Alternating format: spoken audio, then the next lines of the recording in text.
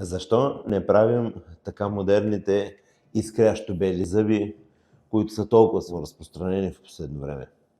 Първо, тези изкрящо бели зъби, които привличат толкова силно вниманието на наблюдаващите, излязаха на мода някъде към края на 80-те години на миналия век, повлияни от холивудските зъболекари. Така и ги наричахме всички холивудски зъби.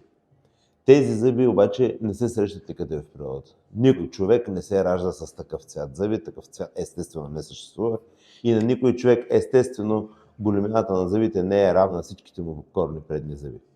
Такъв тип зъби привличат вниманието на наблюдаващия силно в долната част на лицето и всеки един собственик на такива зъби през цялото време, докато общува с хората, има чувство, че непрекъснато всички хора го гледат в зъбите, защото то принципно си е и така. Ако трябва да сравним тези зъби с модните брандове, представете си Шанел или по-скоро имитация на Шанел, на която чанта имитация на Шанел пише след такива големи букви Шанел. Едновременно с това чантите от висшата колекция на Шанел нямат надпис. Трябва да се гледате в ексклузивността на материала и в качеството на продукта, за да разберете това нещо. Дали това е Шанел, пише мода или не. Така е и с предните зъби, с фасетите, корони или каквото и да бъде възстановявано.